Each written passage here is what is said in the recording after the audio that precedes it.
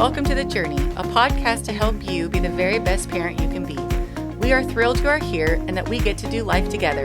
We are here to serve your family, and we're thankful you're joining us on The Journey. All right, parents, welcome back to The Journey. This is Dan Panetti. I've got Erin Williams, who's our upper school counselor, licensed professional counselor. And we're going to talk about a book that I recommended that you read. It's called Bad Therapy, Why the Kids Aren't Growing Up. And it's by Abigail Schreier. And it's very interesting, right? Because I want to point this out. This is not a book recommendation. Correct. Okay. And it's very interesting because she wrote a book a few years before this called Irreversible Damage, The Transgender Craze Seducing Our Daughters.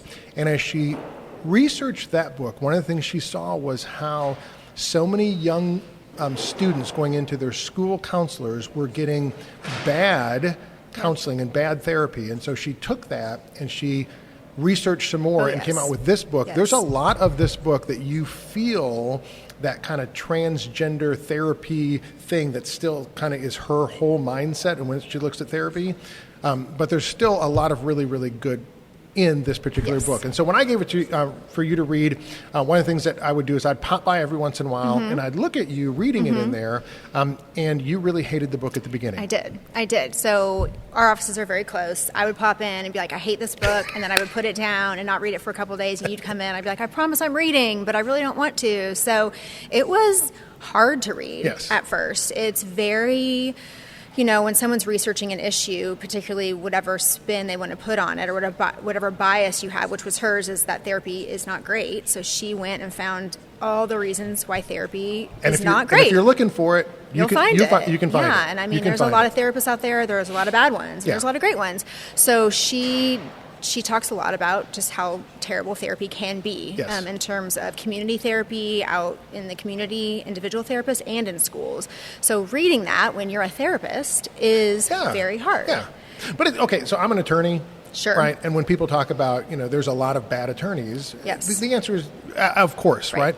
But when you need a good attorney, it's helpful that there are some good attorneys out there. And so I think in some ways, right, her concept, right, isn't just looking at good therapy, bad therapy, good therapist, bad therapist.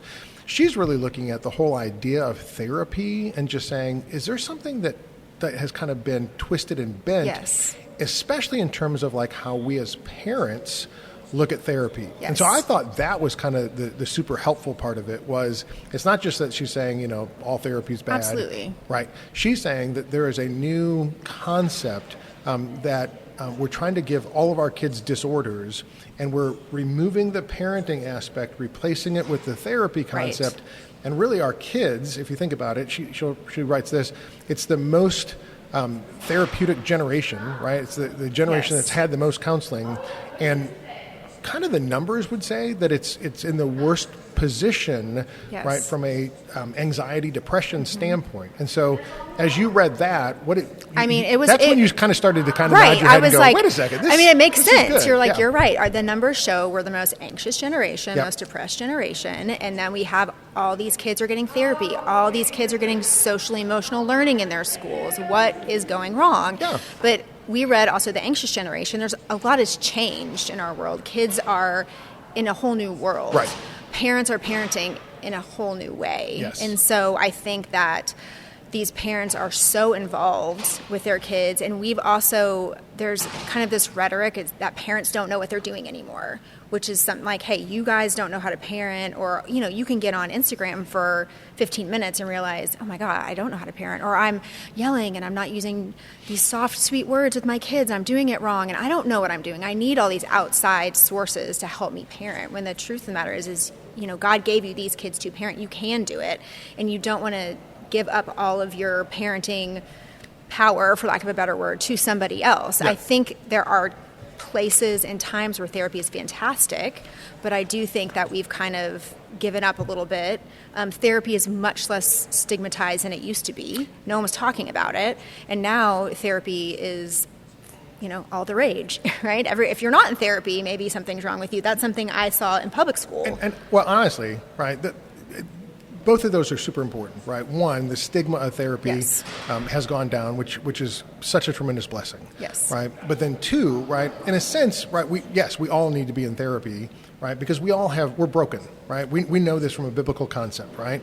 And so, Scripture tells us that a multitude of counselors, right, is a wise place. And so, right, but when she's writing about therapy, she's not writing about a biblical worldview therapy. She's writing about therapy just in general. Yes. So whether you're looking for a Christian or you're non-Christian, she's just saying therapy, right? We would say, listen, we all need counselors around us. For sure. We all need wisdom. And so if you're looking to go to a Christian counselor, or if you're looking to go to a therapist, right, who's speaking truth into you, in a sense, sure, we all need that. Now, what she's saying is the problem really becomes when that kind of replaces parenting. Yes. And so she writes a little bit about this gentle parenting, which is this therapy-infused parenting where, and so tell me what you thought about this, because you've got younger kids. I've got older kids. Yeah. And we, when our kids needed discipline, right, we spanked. And there were... Ooh, hot button. Here we go. I'm ready. She's saying that a lot of the therapy-infused parenting now is explaining yourself to your kids about, okay, Jimmy and Susie, here's why you don't do that, and let me give you reasons and things like that. And one of the things that happens is it almost puts the child in the position of being the authority figure, right? Like, do you understand and do you agree with the discipline that you're getting? And it's like, no, right? Because I'm 4, exactly. And I don't want it, right? And so that's a difficult thing as she writes about this, that, right, from a biblical standpoint, there should be an authority that's what the parents' role and job is, right? But when you replace that with kind of this therapy-infused parenting, it's almost like you're taking the authority away or you're sharing it with the kid.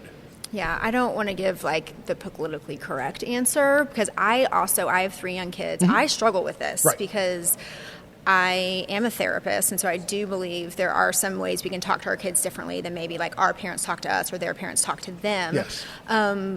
But, my husband and I go back and forth, should we spank them? Should we, what should we do? And so I think the woman in the household tend towards, let's talk to them. My husband's like, don't spare the rod, So you go back and forth, and it's probably both and, yes. I think we've swung the pendulum. We had parents that never asked us how we felt, or their parents never said, I love you, never asked for forgiveness. Right. And that's not... We had parents before who suppressed emotions. Right. Because we've talked about this. Right? And emotions are there, God-given emotions to are guide there us. to guide us. Yes. Right? Well, why are you frustrated? And maybe it's because of our sin nature, or maybe it's because our emotions are telling us, I'm angry because that's an injustice and it needs to be right. It's all those different things, right? But we do come from a generation, my generation, that grew up with parents who they spanked us, but they definitely didn't ask us about our feelings, right? And then it's just And now we've swung the other way, where now we're not giving the authority, right? And we're only interested in how you feel about things. Which I think has developed this intolerance for any kind of uneasiness or stress. Like, we just can't handle... A lot of kids have no stress tolerance. Like we're when you're getting in trouble, we're talking about it. We're having all these conversations, but we just can't handle sitting in something that we did wrong or something that doesn't feel. I mean, this book taught me some stress tolerance, because I had to sit in it and I had to really think about. I had to think about a lot of how do I do therapy and what I think, and it was a huge blessing, but it also was like, man, I didn't agree with a lot of it, and it got me kind of torn up in a lot of ways, and I kind of had to sit with that. I talked to a lot of people about it, but what a beautiful thing, like, to sit in that. And I just think as parents, we want to relieve as much stress as possible. We don't want you to feel bad. We don't want you to, if you do something that's wrong, we want you to avoid all those negative feelings, which gets you nowhere. Hey parents, a big thank you to this episode's sponsor, Guidestone Financial Services. Guidestone is a fantastic organization that has been connected with and involved with PCA for a number of years. Their mission at Guidestone is to enhance the financial security and resilience of those who serve the Lord, which is people like you and me. They do retirement, insurance, and investments. And Dr. O.S. Hawkins, who is a PCA grandparent and the recipient of this year's Zig Ziglar Servant Leadership Award, was the leader and CEO of Guidestone for a number of years and is really connected with their Mission Dignity program. So check out Guidestone. So that's where this book then begins to overlap with Anxious Generation and right? Never Enough. Yes. Right? Those two books that we've talked about, where the sitting in your discomfort, the allowing your kids to struggle with things, the importance of learning from failure. That's where she's really pressing into this idea that from a parenting perspective, we're removing those things and we're really damaging our kids because we're not allowing them to go through this natural progression, right? Of saying, oh, well, I'm bored. What do I do? Yes. Well, okay, figure something out. And you learn through that process.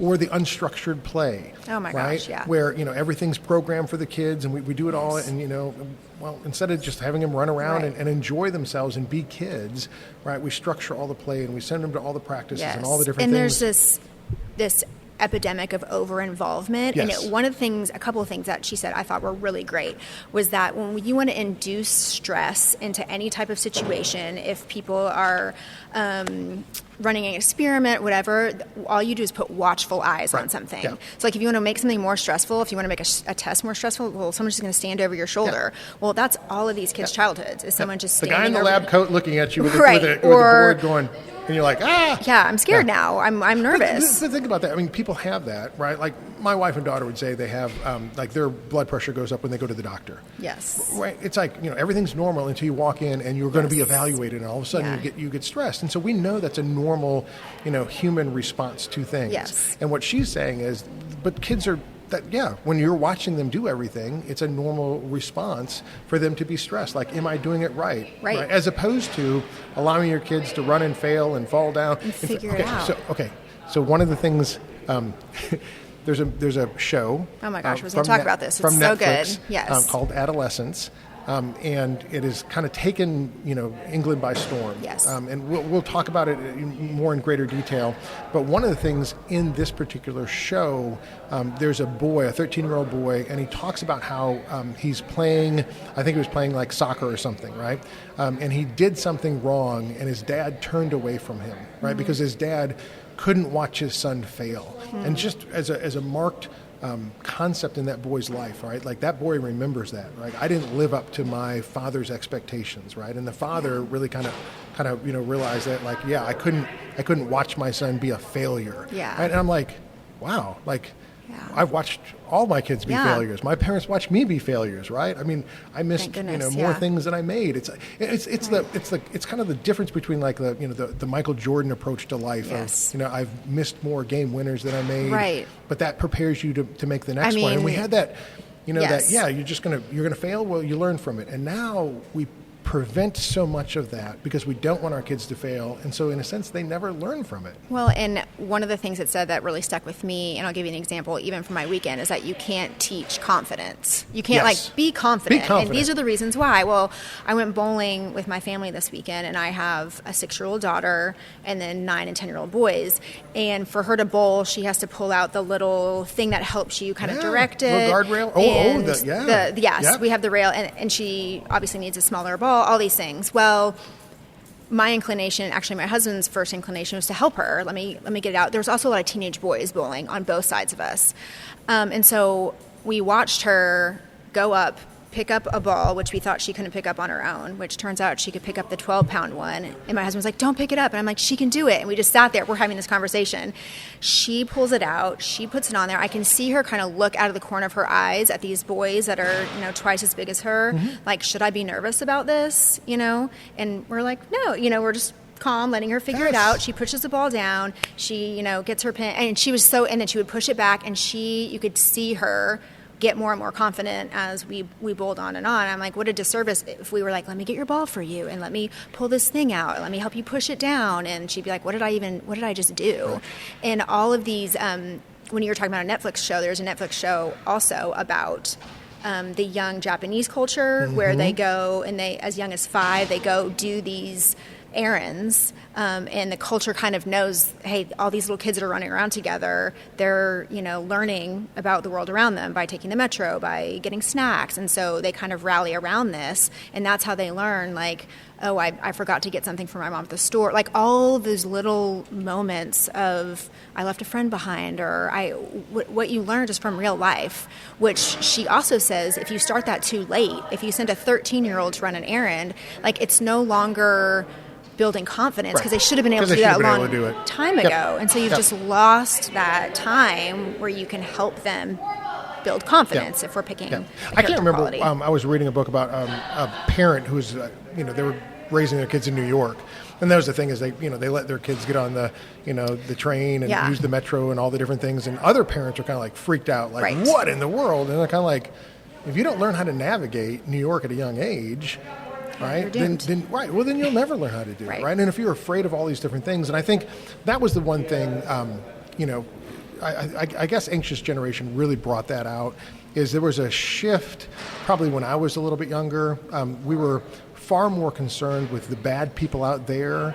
And really, as technology has kind of developed, we're far less concerned with the people that we allow into our kids' life through technology, because we're worried about, kind of the boogeyman out there, when that's far less likely, right, to be an influence in your kid's life.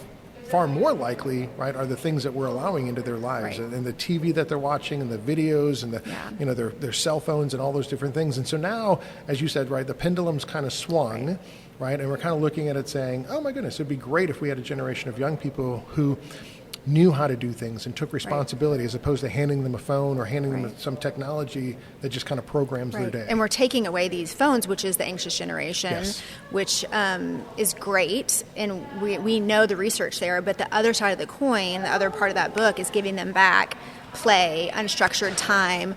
They were saying there's playgrounds, I think it was maybe in an Asian country, where they actually have places where kids can do things unseen by adults, because they need time to figure things out without being hovered around. So they're actually, helping these kids, navigate confidence and, again, the watchful eye, even when we have recess, the teachers, the parents, when we're at the play, let me help you work through this conflict. Well, how beautiful is it when your kids can just run around, like start a new game. No one's ever heard of this, but we're going to play this. Here's the rules. I mean, that's how you figure it out. One of the things she wrote about is when they had the games, right, with dodgeball or whatever they were doing, and they basically programmed it so much that the kids are like, I don't even want to play anymore. Yeah, this isn't even fun. This isn't even fun anymore. So, okay, one of the things I thought was interesting, I want to ask you about this in the particular book.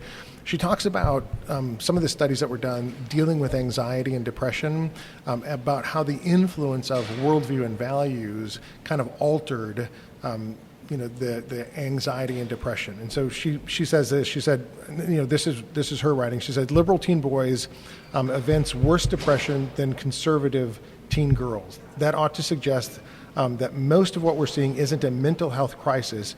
It's deeply connected to the values and worldview. So she uses the word worldview in here, right? We've given our kids, the way we've raised them, the influences around them. And so basically what she's saying is, if you're raising young people, right, with standards, values, truth as an underlying concept, right, then anxiety and depression are going to be less of an effect on them than if they're just out there, right, and they get to make up their own reality. I totally agree, and I think that, man, like I say in every podcast or every time I do anything, it's top down, you need to be, there's nothing scarier for a child than when your parents are fearful. Yes. In any realm. Like, I fear that I can't help you with this. I'm fearful, of what's happening in the world. But when your parents have this foundation of faith, when they're putting you in a place that also has a foundation like that, we all know that it's all in between the ears, right? So it's what you're inputting is so important. That means, yes, social media, but like what you're hearing every day. If you want to alter your life, I talk about this all the time in my office with girls who are just struggling with maybe body image or something like that. I'm like, what are you inputting? Like, what music are you listening to? Yep. What are you watching? Who are you listening to? And so, that's huge. Like you said, therapy is a small component of counsel, of great counsel. Therapy can be great for certain things, but in general, we just need really good, solid people in these kids' life. I tell parents all the time who are looking for therapy for their students, like, I don't know that's exactly what you need. I think it can, like I said, be important for people who are having eating disorders at like the highest level that need that, or debilitating anxiety, depression, where I can't get to school, but generally they just need people in their lives that are going to listen to them. Yeah. They need people that are there every day, because what she also says in the book is when you put these kids in therapy, and today's Tuesday and your therapy session's Friday, and by Friday I've had 9 lives by then. I've forgotten what's happening, and now my therapist is asking me like, well, what's wrong? And now I'm like making things up that I might not even be struggling with. And that's one of the things she talks about when you go into therapy. It's kind of like, when you go to the hospital, you don't go there because you feel well. Right. Police, we talk about this all the time. When police are dealing with people, they're always dealing with the worst situations. You know what I mean? Yes. It's a difficult job, and it brings that level of stress and anxiety as well.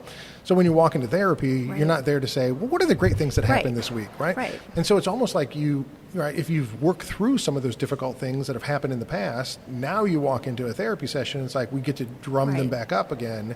And it's like, and I think that's one of her problems, is the concept of, when does therapy end? Right. Well, and the truth of the matter is most kids who are going to therapy are not going on their own volition. They're going because a parent needs them to go or wants them to go. Maybe some have asked, whereas us as adults, if I'm going to therapy, man, I'm taking notes, I'm ready for my hour, I'm going to do the work, I'm getting in there. But kids, a lot of them are being maybe even strong-armed by a parent. Like, you have to go to therapy.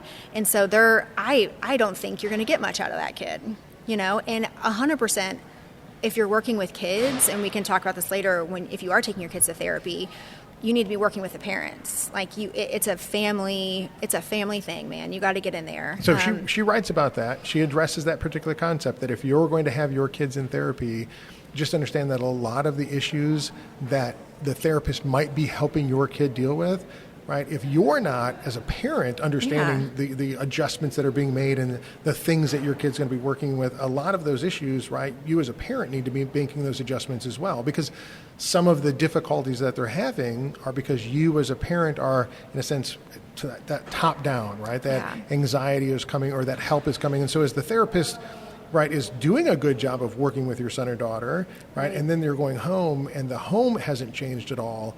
That's a difficult place for your kid to be.